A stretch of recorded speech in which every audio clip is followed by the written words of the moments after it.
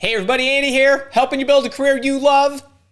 Great to have you today. Do I have a special show for you on questions you need to be asking employers right now? This is a 2022 version of how to interrogate an employer to make sure that they are a viable company. So get in the chat. If you're here with me live, say hi. Let me know who you are, where you're from, what you do, what you need. Put some question marks in front of your questions because I am going to do a Q&A after this session for those who are with me live. If you're in any of my programs, let me know with your hashtags if you're a boot camper or a leader or have anything else. Also, I want to just say a quick hello. Musa, Ronald, Weather Dude, Resume Master, EGR, NHL, Music 80s, Daryl, Dave, and the whole lot of you. Great to have you. It's going to be a good one. And actually, in addition to this questions to be asking employers right now, what you're actually watching is the first part of a three-part little string of live shows that I'm going to be having during my live office hours, or you might be watching this on the recording. But for today and the next couple of Thursdays, I want to hit some major topics that I think are vitally, just hugely important right now, considering what we're going through in the market, what's happening in the world, how that's affecting how it is affecting and will affect the employment market. And first, I want to make sure that you're joining a great company, and it's very difficult to assess it, especially if it's a small to medium-sized company. There's not a lot of public information.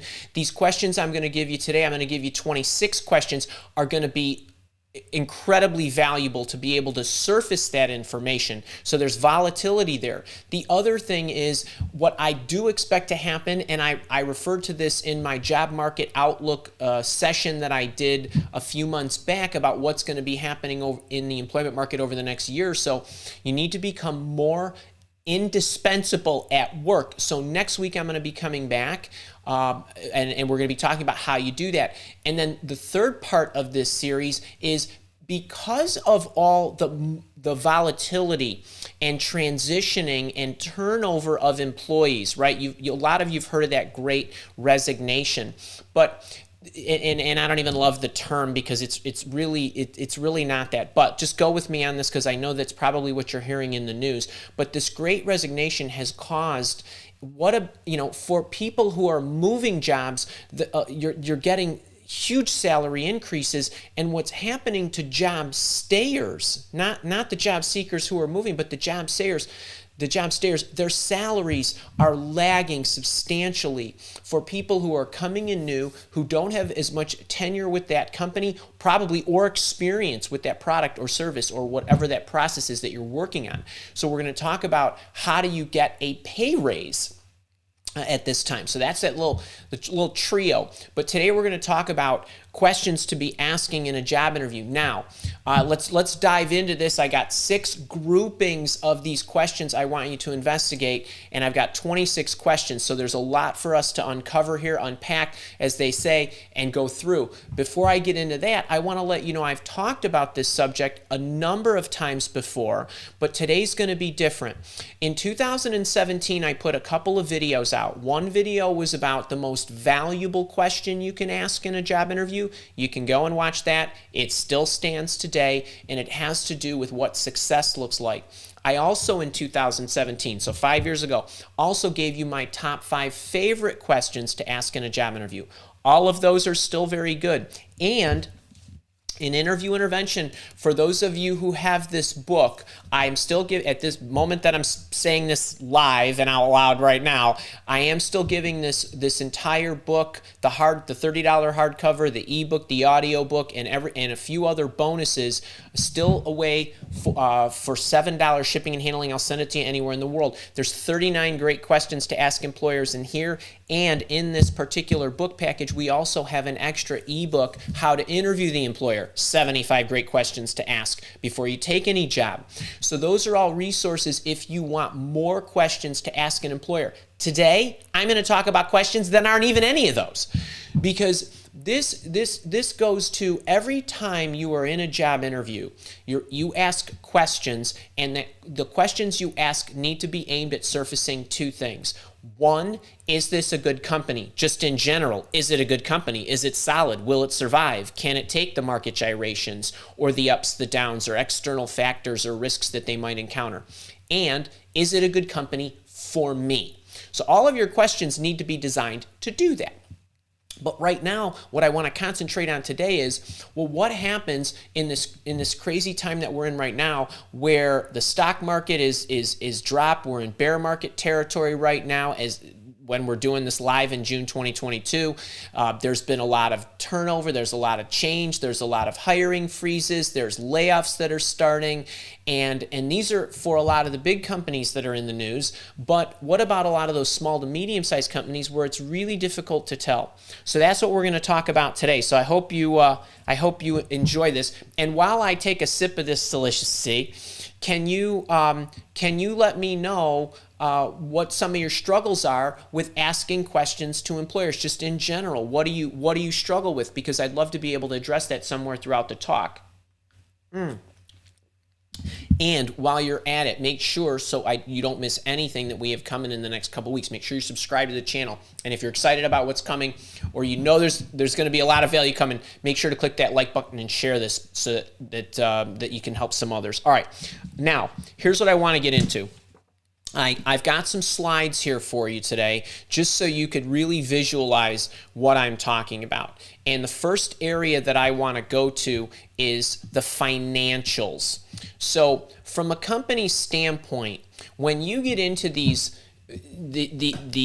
companies and there's not a lot of information that's public, or you're really trying to dig at what's going on behind the scenes, as far as the financials are concerned, I would tell you that in general, in my observation of consulting for and recruiting for over 350 different companies to see the ones that are truly successful, not to mention all the individuals that I've coached that were in companies other than those 350 companies. Companies fail not usually due to an inability to generate revenue, but more from a mismanagement of the revenue and lack of commitment to areas that they should be investing in.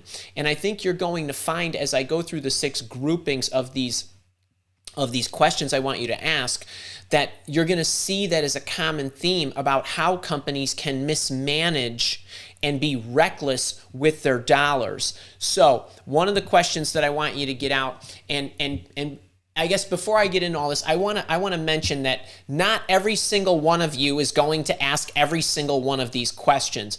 The most important thing for me today with presenting this to you is giving you an idea of the things to think about and the areas to investigate. You can decide which are the most appropriate questions for you, and if you want to twist around my words or flower it up a little differently, please be my guest. I've talked at length about how to actually ask your questions as well. In the interview intervention book, I go into the formula that I would use. I've talked about it in other places as well on the YouTube channel. But pick and choose what you like. I'm giving you what I think is a pretty thorough view at ensuring whether you're going to be joining a viable company. What about who owns the company? It's important that you know that. It may sound obvious to you, or you may think you know who owns the company because somebody walks in and says, I own the company. Does that person own the company outright? Do they fully own the company? Have they bitten off a piece and given it to a private equity company? Are they considering doing that? Do some of the employees own the company? Is this the type of organization, especially if it's a small to medium-sized company, where the ownership has evolved and the number of employees who own it has grown? Some of these are good things, some of these are bad things. Some of these make people and their motivations vary depending on whether they own it, what their end goals are. Do they want to sell the company? Do they want to merge it with another? Or do they want to acquire other organizations? All this stuff is going to affect the viability of the company. And then not only who owns it, but how much of each portion does each person own? Is there somebody who has 50.1% of the company. Right, those kind of things. So you want to make sure you have an understanding of that. Now, when you get into budgets and allocations, what I'm really talking about here is how are the dollars that you're channeling into the organization allocated across the units? Now, this could mean different things for different company types. So for example, it might just be a one product or one service organization. You're very, very concerned in that case about where they're allocating their dollars to grow their product or service revenue. Is all of the money or 80% of the money being invested into the engineering and the product development? Is a lot of the money being allocated to the marketing team? Is no money being allocated to the marketing team? Is there sales resources that they're going to invest in? What kind of back office infrastructure do they have? Administrative support. So look at how their money is allocated across their units or across their product lines. So if I have multiple products, am I investing equally in each one? Or do I feel like I have a bread and butter product? Am I going to focus more on selling the iPhone or the iPad or the MacBook or the Mini or the whatever, right? Or ancillary accessories, those kinds of things. You want to understand this because if it's a multi-product organization, are you supporting the product that isn't the bread and butter product, not the most strategic product? Are you joining the marketing team but they have no marketing budget, or they don't really, or you're joining the sales team and they have no marketing budget? So you want to understand these things. And then not only where they're allocating their money, but why they chose to do that. The rationale is important. And then when you get onto the revenue, how is the revenue actually generated? Like, where does it come from? And not just where does it come from, but how is it distributed across the customer? So let's talk about this for a few minutes. So when I talk about how's the revenue generated, it could be, well, we sell a widget, we make $1. We sell a service, we don't make all the service up front, right? And by the way, this matters in how they get paid, from whom they get paid. And I'll talk about some stories about some catastrophes that have occurred over my lifetime and why these things were predictable. But we one time, Mile Walk, the executive search firm Mile Walk, had a client and we were recruiting, and the CEO had called us in.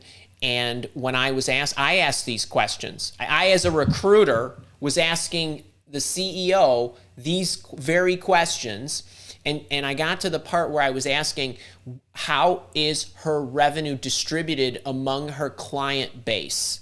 And the reason I was asking that, it was a small organization that was set to grow. The market was friendly at this time. She was working in an area of need. But when she got to the point where she said, well, we have a lot of these resources that are allocated to one client. So she was a consulting firm, and 50% of the resources were allocated to one of the clients. And I said, are you concerned about that? And she said, well, normally I would be on the surface, but I'm a part owner of that company and I sit on the board. I said, okay, for now, okay, that sounds fine. And for a couple of years, it was. But at one point, a couple of years later, that organization that had all of these resources that were half of her company that were consulting for them decided that they wanted to pull the contract. And within an afternoon, she lost half her future revenue and had to let go of all these resources that she had hired over the couple of years. Not only did she have to let all of them go, but then she also had to let some additional people go. So these kinds of things are really important that you have an understanding. Is it allocated across different market units? Is it allocated across different solution lines, different industry lines?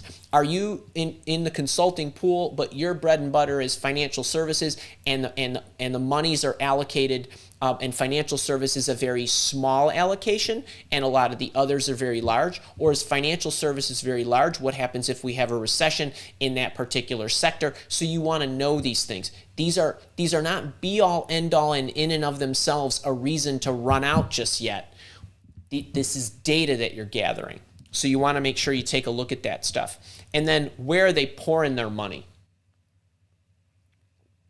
So where are you putting your money And why are you putting your money in there? What levels are you committing to it? And where are you in the market right now, and how much financial commitment and resource commitment do you intend or think it will take or intend to plan for to become a market leader? This is a multi-pronger because, number one, you're implying to them that you think that they want to be the market leader, so you want to get some insight into where they're going, where they think they are in the market, how they think they can better position themselves, how they can grab more market share, and we'll get into some of the intricacies of that a little bit later in the talk. But this is something that you want to look at, is where are they putting their money? Are they pouring their money into areas that you are not a part of? Right, so you want to make sure that you understand that. Am I joining a team where they're not allocating a lot of money? Am I just replacing somebody who already was pulling their hair out of their head? Okay, and then the last one, are you profitable? You might laugh at this, but a lot of companies are not profitable. Or what kind of margins are there? Or what kind of margins are there on the products I'm going to be supporting? What would it take to become profitable? So we one time did a search, another company, different company than the one I originally mentioned. And this was a document management, searchable, Google-like internal product that organizations could use, especially in the manufacturing sector, to be able to search for information, key information, find it very quickly. I was meeting with the CEO, and he was talking about how much money they invested and how cool the product was and what the product could do, and that not a lot of products could do this and all that good stuff. So great. Obviously, you're not profitable. How have you positioned yourself to become profitable? What are you doing? So he was explaining to me that they were getting these 10 pilot clients who were paying just some fraction of what the software as a services tool was going to be charging ultimately. And I asked him how long it was going to be before he could get in the black and get out of the red, and what it would take to do that. So not only do you have to invest in the product, but you have to invest in operational people. You have to invest heavily in salespeople. And it turned out that he talked about what an average deal size should be, how many they would need, so we could start to do the math. Except one of the areas that I was really concerned about was he was asking us to help him recruit salespeople, and he had 3 salespeople who were no longer with the company because they couldn't ultimately meet the demands because, number one, the product wasn't really ready. They were having a difficult time articulating and showing it. And number 3, he had quota demands, or at least other metrics that they needed to attain that were very difficult for them to attain. So they were quitting. And so we were trying to replenish those people. So not only was he wasting money in people he wasn't building equity, so to speak, but also an equity and an understanding of the product and how to sell it. So you need to make sure that you know these things about organizations. And the next one is, I want to talk about this one. And most companies that I've seen, most, not all, but most of the ones that are growing. They have a resource misalignment because they're chasing today's needs, the problem that's right in front of them, and they're hiring resources to do that, except they're not anticipating the problems they want tomorrow. Let me be really specific here. Maybe let me go direct to the camera. So you all, for those of you that follow me and those of you that don't or that are new to my community, the Mile Walk Academy is a small company. We have a couple of dedicated people, Kara and Stacy. We have other people who work with us who are specialists in particular areas. We have some other contractors we lean on for different things. And when I look at my organization, and you don't have to be a big company to make a big impact. I would argue that till the day I croak. And a lot of you are going to join small to medium-sized companies, but it doesn't matter what size company you're joining. This could happen to anybody. Okay, ask Blockbuster.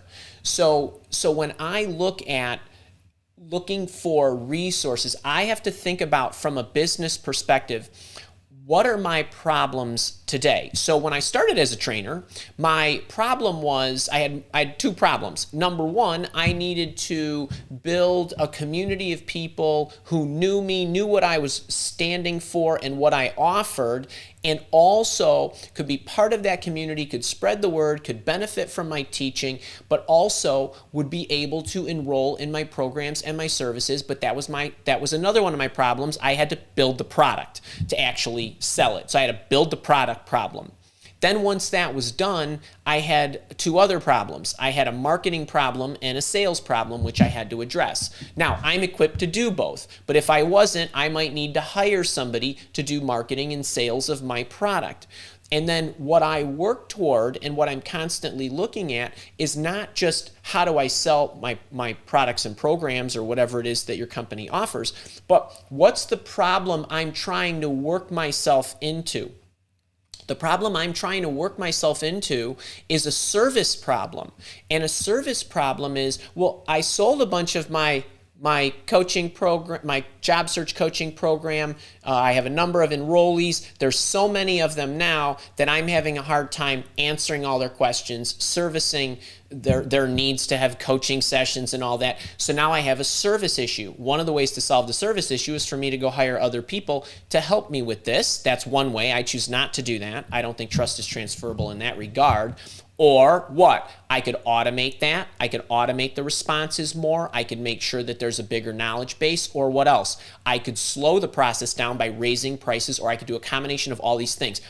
If a company does not have visibility to what its problems are tomorrow, the resources they hire today, they may or may not convert into either the problem they're choosing to go for or unexpected circumstances that alter their behavior at any time. Think Zoom stock, pandemic occurs, something like that, or a change in strategy of the company. And we'll talk about that one a little later too. But think about what happened with Zoom. Zoom would love to have grown in March of 2020. Right? It always wanted to grow, but instead of growing like this, what happened? It went like this. Why? Because we got a pandemic. Then what happened? Then everybody started using their product. Then what happened? Well, their customer service is terrible. The quality of their video recordings is terrible. I, as already paying customer, had everything degraded instantly.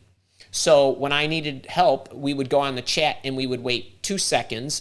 Instead of 2 seconds, it became 2 days. The quasi-high def recording that I would get, what happened? It gets all grainy because there wasn't enough bandwidth, because there was so many people. They didn't account for a lot of these things. And while this is an extreme example, these kind of things happen, but they sink companies.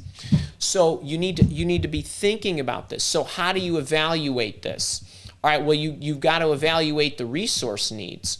So from a priority standpoint, you can attack it this way. Well, what resources are the most vital to the success of the company? The success of the company on the trajectory it's on, the success of the company on any future changes to the strategy and any markets you're going to pursue. Are you in alignment? Are you in alignment with that or not? Are you not part of the most vital resources? Wait, I'm not saying everybody has to be. I'm saying I'd want to know this, right? So you got to look at that. And then how will you hire for resources to solve tomorrow's problems? Now, you could tee this up with, what are you working toward? What kind of resources will you need? So if you hire somebody today, will they be able to solve the same types of problems, or will the same resources be able to solve the new problems that you are trying to work toward in the future? You need to calibrate these number one and number two for the company type. So whatever company you're interviewing with, you need to anticipate, what are the issues today? What issues will they be facing based on what? Growth. Let's assume everybody wants to grow, right? We always want to grow. Or market condition changes, right? Or any external risks. We'll get to this in a little while. So you need to calibrate this for you. Which resources are you investing in right now? What are you doing to invest in your resources? So which ones are you investing in, and what are you doing to invest in them, and how much are you doing to invest in them? So this is vital. This isn't as simple as what kind of training do you offer? That's a nice question, but it doesn't really tell me a lot. Okay, and I don't really care about that because from a personal development standpoint, I'm going to go and learn whatever the hell I need to learn to be the most awesome employee, and no one's ever going to touch at me, right? I'm going to be so far out ahead of everybody. I'm talking about understanding the psyche of the employer. Are they actually putting time and effort into the people? Because guess what? If I put time and effort into you, I'm not letting you go. Because not only are you learning more, should be learning more each day you're on the job, but I'm pumping dollars and time and handling and sending you to training courses and teaching you stuff. I don't want to let you go. Okay, so this is really important. What skills do you consider the most important right now? So it's not just which resources, but what skills within those resources. So if I was to hire somebody right now, I would want certain skill sets, sub-skill sets in the different areas that I need. So while we have a marketing engine, we have a social media engine, which is part of our marketing engine, there are other elements within those areas where I could use more help. We just don't have enough bodies, enough resources, enough person power to handle it. But I would want to know. And then, do you have succession plans? What does that look like? Do you even have a succession database? Do you have a plan to grow your people? And then I would get at the turnover. Why is it, and what are you doing to lower it? Now, commitment. This is another one. This is folks, this is big, and this is where so many people screw up. Yes, I'm committed. At Mile Walk, I'm committed. I'm going to build this. I'm going to build that. I'm going to take my time and venture into that area. I can tell you that in an interview, right? But most organizations, so my little phrase here, even Nostradamus wouldn't be able to actually execute plans as laid out, right? Nostradamus might be able to predict what's going to happen, but how you make that happen or even exactly when it's going to happen is very difficult to tell. And so what happens is when companies encounter either a shortcoming, or other risks that send them off their path, or anything that contributes to a delay or a lack of achievement, or why couldn't they sell that product? Maybe we should abandon it because that seller could always sell, right? They're susceptible to abandoning projects. Let me go back, tell you a story. So when organizations set expectations, I generally chuckle inside. So if you ever invite me into your organization and I ask you, how did you set those targets? You know I'm going to be laughing internally. Because here's what most companies do. Well, everybody the salespeople sold 800,000 on average last year, so we ought to be able to, jump that up to 1.2 million. Oh, we hear in the news there's a big market share, and there's a $5 billion market share for people who want to buy these services. So since we're a top 3 company, we should be able to harvest at least $1 million or $1 billion or $2 billion or 500 million or whatever. So all of this stuff is nonsense, right? You cannot set appropriate targets without doing what? Having history, having data, having good prediction assessments that factor in the right things to be able to look forward and look at macro trends and micro trends and other things. So if I go in and talk to you and you say to me, Andy, well, we're looking for a VP of sales, or we're looking for a seller, and we want somebody who we're raising next year's quotas to $1 million because everybody averaged 800,000, so we just need to raise the bar. That's ridiculous. I mean, they're doing one of those, right? So if somebody says to you, great question. So here's what we did. We looked back at the previous year. We looked at the markets we were penetrating, and one of the products we were selling was a new market, so we accounted for that. So we had a little more education to do, but now we have a little momentum there. We also noticed, as we looked at our 12-stage sales process, that when we got to stage 10 and we lost some of these and we got the rationale why, we recognized what we were doing wrong, we fixed some features, and so on. So I'm expecting that of those 30 we lost, we might be able to win another 10. And then in this area, some of these people were newer, which actually pulled the average down, but they've got more experience. So when I look at all these factors, I looked at the market share, I look at what companies are doing. We did a survey of this and that. We got some existing customers who've surveyed in that they're interested in buying these additional services from us. We rolled all that together. I added it up. I saw the number and bang, there it is, 10 mil. And I got 10 reps. That's $1 million each. Okay, now we're talking. Right? There's some science and some algorithm and some history and data and forethought behind why I think what I think. Okay, so you need to do this. So when you get into the area where you're asking about this, you are assessing how committed they are, but in order for them to be committed, if there's rationale behind the growth targets and the expected timeline, then they're more likely, number one, to hit them, hit milestones, hit achievement goals, or whatever it is, and stick with it and not abandon it for reasons that are not actually true, but more like feelings. So how quickly and to what extent do you want to grow? What method did you use to determine the targets? How did you come up with that number? What makes you think you can get that percentage of the market share? Ask it however you want, just ask it. And then you want to look at, okay, that's fine, that's good, I like that, right? And you're hiring me because I'm a badass and I know what I'm doing and I'm going to help you achieve that. But should we not achieve that? What would happen if we were unable to hit that number, attain that profit margin, be able to do this and that? What would you do? Right? What have you done in the past when you didn't hit those numbers? How committed are you based on your backlog of contingency dollars? So how long can you continue to go if you don't achieve the results that you want? How long? I asked that one guy with the document management system. He said, I made $6 million from this other deal and I'm willing to use all of that. That'll last me. And he told me how long, right? Kind of thing. Okay, where's it coming from? Out of my own pocket. All right, great. Where's the investment likely to come from? Well, we got money from a private equity, blah, blah, blah. We got money from our other shareholders. We've got a line of credit with the bank. All right, that's fine. I don't love that, but right? So you've got to understand how long can you go? Because when they start ejecting people, where do they eject first? They eject from projects that they throw the towel in.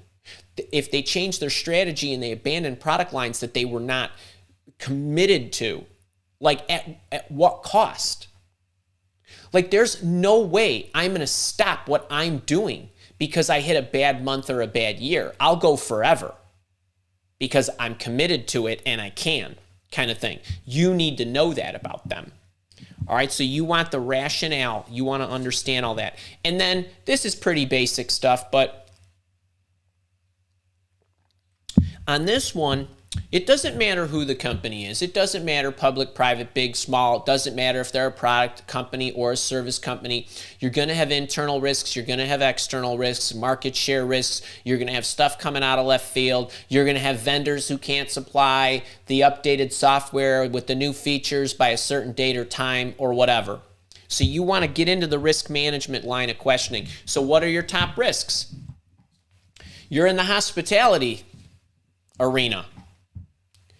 You might think a pandemic is your biggest risk. Well, you know what? I don't know. Anybody go fill their car up lately? No one's driving even across state lines, let alone getting on an airplane because they're getting squeezed. Right? There's a lot of other things that go in, that are forces that are in play. So, what are they? And they better be able to give you 3 right off the bat. Like boom, boom, boom. These are the things. I hate this expression, although I'll use it for illustrate. But like, these are the things. Don't ask them what keeps them up at night, because I want to yak if you do. But that's what you're really trying to get at. Like what makes your night's sleep uncomfortable, kind of thing. And then what are the mitigating plans or the mitigation process that you're going to go through to avoid those. Right? So some of these are risks where you could do things to avoid. Maybe you can't do a whole lot about oil prices, but you can, whatever your reserves are, so to speak, maybe you could have more of those. What are you going to do about supply chain issues? Well, we're raising our prices. That's only going to last so long. Your inventory you're going to need to build up. You got high season coming, but high season could all of a sudden become low season because people are getting squeezed by inflation and so on. So you got to be asking these questions. And then what happens if? What happens if you tried to mitigate it but you couldn't? What are the backup plans, and by when are you going to pull the cord to know you're going to invoke them? Okay, so you want to make sure that you're doing this. All right, where are we now? We're sort of on the bottom there. Who's loving this, man? Come on, tell me in the chat. What do we got? You loving this? What so far of the first 3 or 4 did you enjoy the most? And if you are getting value out of this, make sure to smash the like button and share it. And make sure you subscribe, of course. All right, let's get on to tomorrow's problems. All right, I want all of you to start putting this in your repertoire, man. Keep it forever. But every company should work to have tomorrow's problem, right? This is obvious to me, but most companies fail to do this. So when I take on a project, I ask the team, okay, what problem are we working toward? Right? That should become like SOP for any project you're going to take on, or any change you're going to make, or any growth that you want to attain. So what is it? So what are they? So what are you working toward? What's the next issue you're going to have to address? And then again, so you could attack it from this standpoint too. This is an echo from what I had earlier when we were talking about resources, but it is. So based on the problems that you anticipate for tomorrow, how have you adjusted today's hiring? Are you looking for more versatile people who could handle today's problem and tomorrow's? Are they multiple skill sets, or is that a whole new team? Or are you going to cross-train and up-train? Or, right, now remember, you don't have to ask every single one of these. You're trying to look at you. Think about where you are on the team and where you are in the company. Are you going to be affected by, so wait, I'm going to grow and I'm going to start, I'm that document management guy, let's just something like that. I'm going to go and sell to small to medium businesses because I can have executive level discussions. So I need salespeople who can sell at the small to medium business level. Great, except tomorrow's problem is what? Selling at the enterprise level, right? Making your product bigger. That's just an example. Well, is the salesperson that you're hiring today that you could get for a lot less money because they have a lot less skills, the same person that next year or the year after is going to be able to sell to an enterprise? You got to remember, they did not get that skill over the course of the 2 years because what? They were selling to small to medium businesses. You don't magically get enterprise level relationship building skills, sales skills just like that just because you've been selling this product. Right. So then what? Then what happens? You do one of a couple things. You either try to coach them up and teach them, or what do a lot of companies do? They get impatient because, well, you've been selling that stuff for 2 years. What's the matter? Why can't you go sell it at that big multinational company when you've been selling it at mom and pop hardware store down the block, right? And they wonder, so what do? Then they go out and they hire somebody else, right? And then small to medium business person, they're PO'd because they wanted the enterprise level position. I mean, like this is a big deal. I want to tell you a little story here. We had this another client and CEO. She had a technology consulting company that set up high-speed networks security for the capital markets industry. And one of her lieutenants used to work with me at a company. This woman, the lieutenant, she reached out to me and said, "Andy, hey man, how you doing? I'm working at this company. We really need your help. We're having a hard time finding really strategic project managers to help us, architect, blueprint, and run the development of these large-scale networks for these capital markets companies who are like crazy to begin with." So there's a whole kind of complexity in doing this for organizations that are generally impulsive, generally impatient, want everything today, move at a breakneck pace, and by the way, it needs to be up and running and it needs to be perfect. So we need some help. So I go in and I meet with this team, and the CEO explains what she wanted, and I said, okay, sounds good. Sounds good. Give me a week. This is not like, I'm thinking, oh man, this is not a hard search. I'm already spending the money. So a couple days later, I get her a couple people, Jorgen and Chris. I'll never forget this story. Send them on over. The CEO wants to talk to him first. No problem. Love it. That's great. We're going to know right away. She calls me up. She says, Andy, genius. Where have you been all my life? I'm like, I get that a lot. She said, love them. I can't decide which one I want, so we're probably going to take both if they can get through the rest of the interviewing process. But I know they're gonna kill it because I can already tell. So we'll get them set up with everybody we need to. I just want to let you know how I felt. Great, no problem. Sure enough, they hire him. 6 months later, I go having lunch, right, talking about other searches and this and that. And Andy, you're the best, and these guys are great. Another 6 months goes by, same story. Another 6 months goes by. Now we're having lunch. Andy's not so great anymore. CEO says, boy, those project managers you gave me a year and a half ago, they're really not cutting it. It's not cut. What the hell happened? Like, Andy was genius. How did I go, all of a sudden?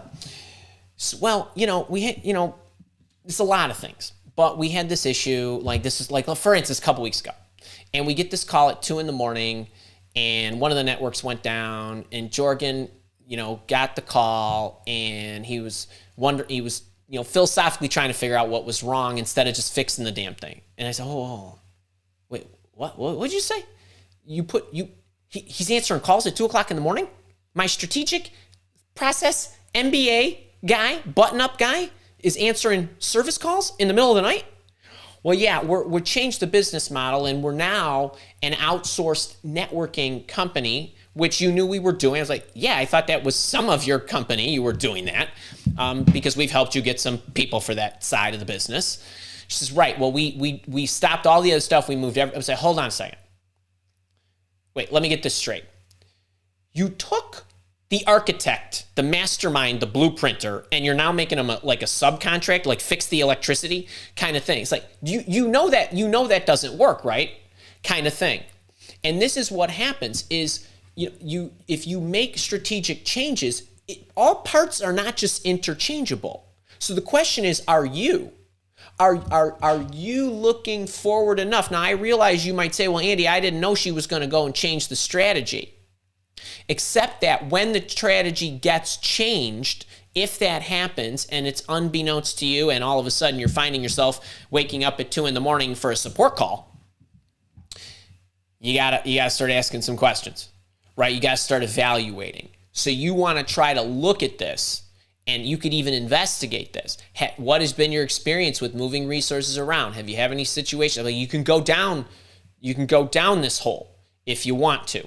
But remember, you got to make sure that they're looking forward. All right, back to the slides here. And then, what about previous problems? So, I don't have a problem, no pun intended. I don't have an issue with companies encountering problems. It's okay to do that. It's in how you handled them. All right. Well, what was the last big issue? Now, for some people, it might be the pandemic. For some people, it could be we got acquired. We have new management team. It could be anything. And what happened? What was the issue? How did you react? Meaning, like, what exactly did you do? Like, oh, the pandemic hit and you had to fire a bunch of people. How did you do that? How exactly did you do that? Did you actually call everybody into a boardroom and say you're out of here? Did you send them a slip of paper? What did you do, and what did you learn? What did you learn, and what have you changed? Okay, so something happened. All right, well, we built an infrastructure. We made it so that everybody is mobile. Now, if that ever happens again, this and that, we wouldn't have to let people go. We figured out and reallocated and so on and so forth. And okay, well, what would you do differently? All right, so let me give you a story, the kind of stuff you're looking for here. Oop, where is my little... Dang, I hate this. Sorry, folks. Where is my little... There we go. I once worked for this organization, and I started in 1999. Over the next couple years, the business had grown quite large. Then the tech bubble burst, and for anybody who was around in 2001, and the dot-com bubble burst and the tech bubble and just the total cratering. Nothing I ever want to relive again. We as a management team recognized that anything that's going like this is susceptible to little pops, bubble pops. So what happened was when the bubble burst in 2001, in that time, a lot of other consultancies, I worked for a IT consulting company, a lot of other consulting companies folded because what? They saw dollar signs. They were taking on clients who were dot-commers. They were not only taking them on and having them pay later, but in some cases, they were taking stock and equity in these organizations because these organizations wanted to go public, and a lot of the consulting firms, instead of taking check payments, were taking share payments. We didn't do that. We said if we take on any non-brick and mortar, any organization that doesn't have X years of a track record of success, for these dot-com companies, if you want to work with us, you have to pay us 75% of the overall fee upfront in cash before we start. And then you can pay the balance when we're done. We won't even bill you until we're done. So we did this, and we would only allow 20% of our overall company's portfolio to be in these high-risk situations. When the market cratered, we were affected, except that, what? We still collected 75% of the bill, even if they ended up canceling projects or anything of that nature that were out of our control. But also, we didn't have to let all these consultants go because what? 80% of our business was relatively intact. But what happened was, over time, this still eroded and we were affected. So every 6 months, we would have a layoff that we would go through, except a month before the layoff would occur, we would announce to everybody, we're going to go through a layoff in July, but anybody who would like to volunteer and leave, and if you want to volunteer and leave, basically you save one of your comrades or somebody who could otherwise be let go, we will give you a nice severance and vacation and other stuff, and that's the deal. And if you don't take it and we let you go, then you don't get any severance, or you only get a smaller amount. And this went on for a couple of years. But at least if I told you that story to say, hey, that's how we handled it, you're going to look at me and say, okay, well, the management team is smart, there's some forethought, and it was handled humanely, kind of thing. As opposed to, well, I walked in one day and I said, everybody got to let you go, kind of thing. So you're looking for these kinds of things. So I want you to make sure that as you think about all of these areas that you're doing that. And then let me run through a couple of bonus items here and just to recap before we get into something else here. And then what I would say is some of my faves. I mentioned these two videos, the most valuable question to ask in a job interview and my top 5 questions to ask in a job interview. I would check them out, but to give you a preview of what's in the top 5, it's related to the culture. It's what will surprise me. What does success look like? Actually, item number 3 is also, I think, the most valuable question to ask in a job interview. There's also, where do you see the company in 3 to 5 years? So you want to start investigating that stuff and your expectations and management style and things of that nature. So the other thing is, make sure if you're interested, while I still have this $7 book deal, so it's the free book for $7, material and handling, because I am going to be getting around to very soon altering this package. But this comes with the hardcover, the ebook, the audio book, which you can't get anywhere else. It comes with a couple of other booklets, and one of those is the 75 great questions to ask before you take any job, how to interview the employer ebook. Plus there's 39 questions in here. You will be totally covered from today's session and from this session. So I hope you enjoyed that. I wanted to get it in 45, it's 49, but I hope you enjoyed that. If you did, make sure to click the like button, send the signal to YouTube. Please share it. There's a lot of people that need this help. I don't want people making bad choices on their careers by joining poor companies where they could have otherwise avoided it. And if you are with me here live, we're going to go to the Q&A. Otherwise, I'll see you next week. All right. Okay, that's pretty good. All right, so I got one little announcement.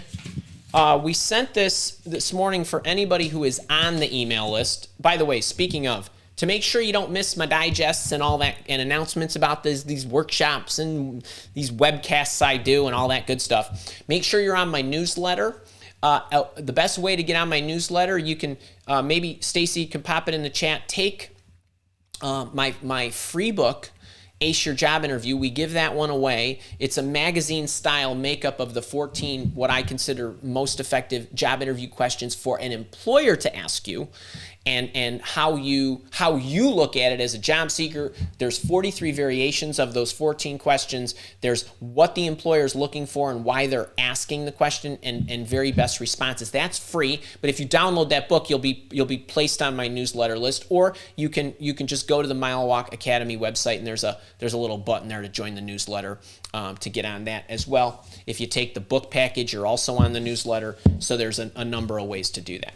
And if you are on my email list, this morning I mentioned I'm doing a one-day special, because after this at 12:30, I have an awesome premium group coaching session with members of my job search coaching program, who I call boot campers, because we used to call it the job search boot camp. And I'm going to we're going to do some hot seating right out of the gate, where I'm going to be taking their resume bullets. We'll help them polish it up a little bit. And then I'm going to turn the resume bullet into an interview story. So we'll get you up on camera. You can give me some insight. I'm going to show you how to do that. We're going to then get into breakout sessions, so you can meet some of your fellow mates. And then I'm going to do some more Q&A for those folks. That's just the session today. But I had a special that ended a week or so ago. That special is gone. The $500 off is gone. But today I'm offering $200 off if you'd like to get in. So it's normally $997. You can get in for $797, and you get the group coaching sessions, which we do every month. This is going to be our fourth one this month, I guess. And you also get online support with that. If you have any questions, you can let us know. Actually, Kara, or Stacy, can you actually pin that in the chat? Because 12:30 is only a half an hour away, so we don't want anybody to miss it. All right, let me see. What do we have in the chat? And Kara is saying there are a bunch of questions at the top of the chat. Otherwise, here are a few on-topic ones. I'd love to take these. And I do want, Kara, can you collect what some of the struggles were that people were having when I asked that question about what's one of the things that you struggle with asking questions, because I'd love to address that. All right, Faith Peterson, love that name. Which in overall process to investigate or ask? Oh, when in the overall process? So, Faith, I would not ask it in the screen. I would wait in the process to when you get to somebody who actually could speak to it. So if you know what the interviewing process looks like, and let's say, okay, every process is different, right? So a lot of times you have an HR or recruitment screen. I wouldn't ask it there unless they offer it up. Or if you investigate it, sometimes on the website, it'll say, company is owned by such and such group, a holding company of, or it might not say anything. I wouldn't necessarily get to all that in the recruitment screen. I would ask different questions in the recruitment screen, because the recruitment screen question asking, and by the way, I have a video on the 6 big questions you should ask in your recruitment screen. In the recruitment screen, those questions are designed to set you up for success for the rest of the interview process. Remember, the goal of the interviewing process is for you to sell yourself and get the offer, and then have the option to choose it. That's goal number 1. And then goal number 2 is, along the way, make sure you're getting all the information you need. So I wouldn't do it in the recruitment screen. And even in the first screen with the hiring official, I might be greatly focused on that person, what success looks like, whether you can be successful. I'd be spending a lot of time asking questions that are going to allow you to sell yourself to the hiring official. If you have another round with the hiring official, that might be a great time to ask it. If you know, and the recruiter says, okay, so you're going to talk to me. If everything goes as planned, you're going to talk to the hiring official. Then we're going to do a panel. Then there's the executive manager, general manager, capo de capo, or whatever at the end. Save it to the end, right? So kind of just pick and choose. I would just make sure you get it. Just make sure you get it. But you can kind of play around with that. Julieta B. Are questions about financials appropriate for the screening interview? I think I just covered that one. Or what part of the process? Great. Wait, y'all are like little twin sisters there. Mr. Recruiter, for different stages of the interview process, if there are more than 2 interviews, do you have any guidance on questions to ask for each interview? I'm going to refer you back to what I just said. The 6 big questions to ask in the recruitment screen, my top 5 questions. If you grab this alone, you're going to get 39 in here and 75 in the ebook. You need to categorize your questions according to who your interviewer is. So rarely are you interviewing with 2 people of the same function, and even if you are, it's okay to ask them the same questions if you wanted to. Kara's telling me that no struggles were added to the chat. I find that hard to believe, but okay, that's cool.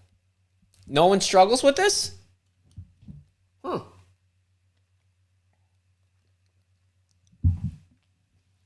What else you got here?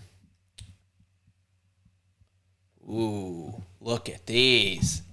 Some goodies. Ronald M. How do you answer when can you start if needing a long time frame, 30-60, due to a current lease contract? So Ronald, sorry. If they say when can you start, you say that's negotiable. I want to make sure that I'm giving my current employer, current client, current whatever, an appropriate amount of time. Rarely is there a 30 to 60 day let go in those contracts. It's usually not. It's usually 3 days or 14 days. But in most cases, you could stop it whenever you need to because there should have been a clause in the contract that says either party can terminate this contract for any reason with X days notice, and it won't be 30 or 60. So I would challenge you on if you actually need that. If it doesn't say that, then I would break it out anyway. I likely would. No one needs you for 30 more days. I know you think, I'm saying to you, Serrano, I know people generally think, oh, but I need to. No, you don't. They will replace you immediately, and they're not going to lose sleep. All right, Weather Dude. Hey, Andy, I have a technical interview scheduled. Is it okay to ask how the last person yeah, absolutely. Love this. Is it okay to ask how the last person in the position handled certain tasks in the job description and asking types of software the company uses? Okay, so a couple things. Yes, I like where you're going with this, number one. Number two, I would say, okay, the person who was here before me, is there anything that you loved about what they did? Get that going first. Like, was there anything they did particularly well? Is there anything you would have loved for them to improve? Like, is there anything more they could have done that you would have hoped they could have done, but they just didn't do it? And you also want to be careful that you understand what happened to that person. So if you say, why is the position open? If I say, oh, this one of my guys, he moved over to the other department, right? And who knows? They might be the best man at each other's weddings, and you never know where that's going. If it's open because we let go of somebody who was underperforming, that's an easy one. Okay, what could they have done to perform better? And then don't stop. And then what could you have done to make them perform better? Because you now want to know if the leader is going to take accountability. Because if you asked me that question, I would have said, if I had to let somebody go, there were things that that the person was underperforming. I tried to provide feedback, give instruction, and so on. It still wasn't taking. And so I could have done some other things to maybe build automated processes that whatever, or at a minimum, I should have done a better job in the recruitment process of assessing their ability to. You're looking for one of those. If you get a response, there's nothing I could have done, get out. That's not a red flag. That's like a fireball, like you run flag. So I don't know. I'm gonna have to come up with a name for that. But that's, so you just want to make sure that you're being conscious of all that's going on around you. Resume master. Andy, do you have any tips for a long 4-hour interview process in one day? Most of my interviews have been a half an hour to an hour. Okay, so what you're saying is most of the time it's like a half an hour, and you're done. And I got one of these questions from one of my boot campers, I think last session, one of my private sessions, where he said he had like a 7 or 8 hour thing. Okay, I'm trying to think if I don't know if I have this in the public domain. So anytime, okay, I have an hour and 75 minutes with you, and in the 15-minute gap, I'm going to be running around like a crazy person, trying to do a number of things with the dogs and other things that need to be done. And at 12:30, I turn the camera back on. And I'm going to talk for another 90 minutes kind of thing. Sometimes I talk 5 hours straight. Then I go into whatever. So same kind of thing. So there's an energy management element to all of this. So if I knew I was going to go into a 4-hour interview, the reason we get stressed out is we generally accumulate stress in between the transitions from one to the next, whatever that is, whether it's an interview, a phone call, a task, or whatever. And either our mind was not ready for what we're about to encounter. So did you think through everything that you were about to do? Did you think about what the best outcomes would be? Did you prep your mind about how you were going to react or not react? Do you know your stuff? Do you have your outlines ready? Do you have your whatever ready? Do you have your questions ready? Are you organized? We get stressed because, like, where the hell is that thing? Right? Where the hell is that thing on the paper? And so anything that could detract from your attention, focus, or zap your energy, you got to eliminate. So if you've prepared for this, do you know who those people are that you're in? Most of the time you will, but sometimes you won't, right? And so is all that in order? Are their bios in order? Have you studied them? Do you know? Like, have you taken the proper notes? 4 hours to me is not a long time. And I know it is a long time for most people who don't do this a lot. But most of this has to do with energy, rest, conditioning, diet, how you process, the way your mind thinks, how you manage everything. And so it's not just okay, here's a quick tip and a quick fix. It's all of these things that culminate in your ability to be in top form when the moment that interview process starts, and maintaining that energy all the way through.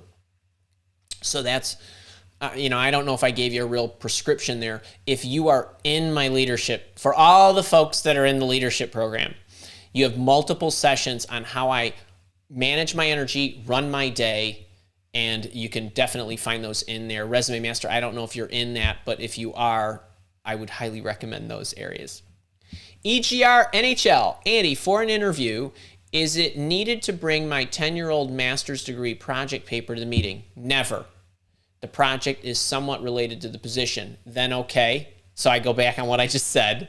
If you want to bring it, it's fine. But what I would not do, if I'm interviewing you, I don't need to see that thing. And if you say to me, Andy, I got my resume master project paper. I'm a doc. I got my thesis. And don't shove it in their face. You could say, I have it. I wasn't sure if it would be appropriate if you wanted to look at it, but I have it if it's of interest, kind of thing. I'm not real big on all that stuff. So I'm about the wow factor related to your ability to sell yourself through the camera, on the phone, and in person. David Girton, my leader, how you doing? Getting an offer today? Awesome. Is there any way to discuss with you before going back to the employer? That's a question for Kara. Although today and tomorrow, there's no way I would be able to talk with you. But Monday I could. So if you can hold them at bay and get on my calendar for Monday, then yes. Kara is the gatekeeper. You all know you should be giving presents to Kara, not to me. I just help you just out of the goodness of my heart, but Kara's got the key to the gate. So, Music 80s. If the interviewer has doubts about the qualification when asking if they have any reservations about me, love it. Do you have any advice on how to prepare a response? Yes, I do. That's a awesome question. So, what Music 80s is saying for anybody who doesn't go to the Andes and has not obsessed over the Andy School stuff, at the end of the interview, when you are done, I have built in a safety net. It's a two-pronger for you. It's a safety net, and it is a make sure that you are ensuring that they leave the interview without any doubt in their mind that you're the right person for the job. What you don't want them to do, so to speak, is go to bed angry kind of thing, or go to bed thinking or misunderstanding something you said in the interview. So what I like you to do is, and by the way, you don't go to a 10-minute phone screen and say, okay, do you have any reservations about hiring me? I like you to ask, do you have any reservations about hiring me? And you can flower it up or lead in, but try not to alter too much related to the reservations, because you want to pin them into a corner so that they give you a reason why they would not hire you. Don't ask them, how do you feel my credentials match? Well, you match just fine. Or could you see me working here? Sure, I could, but I could also not see you. You need to know specifically if there's any doubts in their mind. So what happens is the reservation comes in one of three forms. They either misunderstood something you said, in which case, Music 80s, you can now clarify it. Oh, sorry, what I meant to convey was, or what I was trying to convey was, and you clean it up. If they say, well, there's a gap in your background, I didn't think you had any experience in. You say, well, as a matter of fact, and you do have experience, but they didn't ask you about it, and they made an assumption which was wrong, and you didn't know to fill them in on it. You now can show them, I do have that experience, and share. I'd love to talk more about that. Or there's a reservation. They have a reservation. It's an actual reservation, in which case you now need to what? Dampen it, because you can't argue with it because it is true, right? Hey, Music 80s, I wish you would have, I see you have the requisite skills and you've worked with the right software tools, but I really wish you would have done this for larger projects, because we have larger projects and we have more complex problems related to it, or something like that. Now, most of the time, the reservation is going to be, remember this, the reservation is going to be a level or variation of what they want you to accomplish. Okay, it's really important you get this. What do I always say? If you're in the interview, what? On paper, you're qualified, right? You have enough that you should be able to do this job. But you pressed me, and that's okay, to tell you what I'm thinking, and I wish you had higher level skills. Okay, so now what you need to do is you need to make sure that I relax about that by telling me how you would overcome that objection, gap, or whatever. Yes, that's true. However, I have handled similar types of, issues, boom, boom, boom. Or when I'm faced with a challenge like that or a growth opportunity, here's how I approach it, and so on. You have to pick the route you're going to go to dampen it, and that's really important. But the magic is in asking and getting the dialogue going. I have a video out on this, the ultimate question to ask at the end of a job interview. How about that? So there's another one. But that's a great one. Great serving that up, Music 80s. Buffer Monster. I love these YouTube handles. I have Andy, I have an interview with a company 2 blocks from the ocean. Good for you, man. Assuming you're a dude. Should I be concerned that the hiring manager assumed the beach as important to me on the phone interview? Should I be concerned that the hiring manager assumed the beach is as important to me on the phone interview? I don't know. I'm not sure how to answer this, meaning I could say to you, hey, isn't this great? I'm 2 blocks from the beach if you like the ocean. I don't know that that's a selling point on the job, and I'm not sure. I'm not sure what to say about this. It's not a selling point on the job. That's just location. Yeah, it's nice, and if you want to go surfing at lunch, that's cool, or you want to go for your morning runs along the beach. But I don't know that I would be concerned. I might say, hey, isn't that cool? Right, kind of thing. So that's my thought on that. Let me see. I'm trying to. Let me see. I need to wrap this shortly, folks. Let me see if there's any others I could squeeze in.